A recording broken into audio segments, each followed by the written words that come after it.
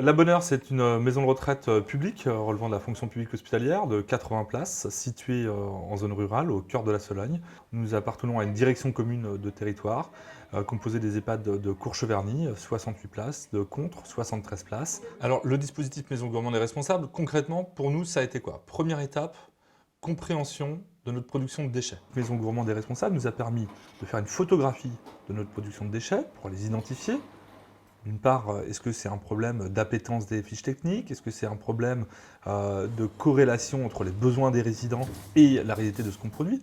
C'était remettre du sens dans ce que nous faisons. On a fait le choix de ne pas suivre le programme GEM-RCN et de suivre simplement notre fiche de grammage propre à l'établissement pour réduire le gaspillage alimentaire, le coût également. Donc voilà, c'est des fiches qu'on réajuste régulièrement en fonction de l'arrivée des résidents, de leur état et de leur appétit.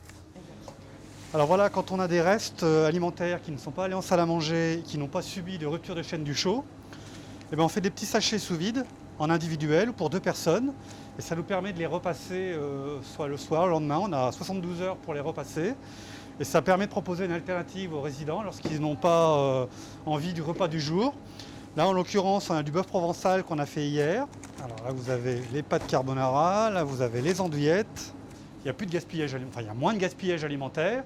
Et on a une vraie alternative au repas du soir. Nous devons participer à la création de filières intelligentes, durables, de territoire, à savoir pour nous un objectif fixé de 50% de filières courtes, c'est-à-dire moins de 60 km, 50% de notre production alimentaire, en produits bruts non transformés. Donc ça, c'est aussi important pour nous, qu'on revalorise le métier de cuisinier en transformant un produit brut et de saison. Frites maison, c'est des frites locales et on a l'occasion de faire beaucoup de légumes, de fruits à Montpré-Chambord, en Sologne. Tout ça, on a les fraises, les asperges qui vont commencer à arriver. Pour les résidents, c'est bien. Pour nous, cuisiniers, c'est le plaisir aussi de cuisiner des bons produits. Donc c'est toute une organisation de filières qu'on a travaillé avec le dispositif Agrigué Local porté par le département du Loir-et-Cher et le projet alimentaire de territoire porté par le Pays des Châteaux, qui est le territoire dans lequel nous vivons. Bonjour Monsieur Dassise. Bonjour à vous, comment allez-vous? Alors voilà, c'est Monsieur Dassise, producteur d'œufs en local, qui est à Courcheverny. Il est inscrit à la plateforme AgriLocal 41, très réactif au niveau de la livraison, puisque quasiment à la veille pour le lendemain, voire même le jour même. Il nous assure la livraison des œufs.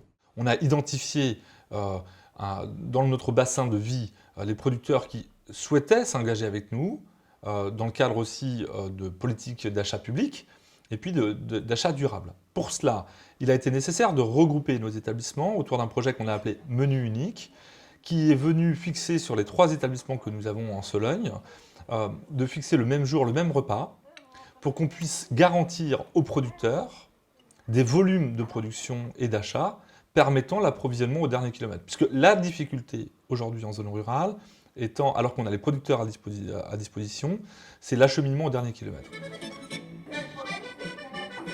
Il est 12h15, c'est le moment du début du service, donc on va bientôt faire le montage des assiettes pour les résidents, notamment des mix émoulés qu'on a fait nous-mêmes ce matin. Faire des jolis mix émoulés, c'est bien, mais les présenter correctement, c'est mieux. Alors pour aider le personnel à présenter ces mix émoulés, notamment dans les unités, mais aussi pour l'hôtelier dans la salle à manger, on a créé un petit livret. Et dans ce petit livret, on a fait des photos avec des mixés. Alors des mixés volontairement mal présentés et des mixés bien présentés. Vous avez un mixé très mal présenté, tout est superposé. Et là, vous avez un mixé bien présenté avec un pilon de poulet. C'est ce qu'on attend du personnel quand ils font la présentation des mixés. Vous avez la même version, mais en plat normal. L'alimentation en EHPAD, ce n'est pas nourrir des personnes âgées, c'est participer à une démarche citoyenne alimentaire. Alors, ça a été ça l'enjeu. C'est de dire, en fait, si nous agissons comme citoyens, nous avons une responsabilité, c'est de limiter notre production de déchets, de les valoriser. Première étape, pesée systématique de toute notre production qui part et qui revient. On a mis en place un document qui nous permet tous les jours de faire la pesée du gaspillage alimentaire. Donc on fait la pesée sur les entrées, mixées ou normales, sur la viande et sur le légume, qui soit mixé ou normal. Et donc les hôtelières qui débarrassent les tables, elles prélèvent tout le reste des assiettes dans un seau. et on pèse le seau à la fin du service, on marque ça sur un document et ça nous permet de voir en moyenne le pourcentage qui est gaspillé, enfin le nombre de grammes qui est gaspillé par jour et par personne pour chaque résident. L'objectif, c'est d'être en dessous les 65 grammes par jour et par personne. Et sur l'année 2020, de mémoire, je crois qu'on était à 35 grammes. La pesée du jour, on est à 3,3 kg ce midi. 3,4 kg, mais il y a le poids du seau. Donc les 3,3 kg vont être distribués par les résidents aux poules avec l'aide de l'animatrice. On a un poulailler, et le poulailler, c'est pas seulement esthétique, c'est pas de la cosmétique.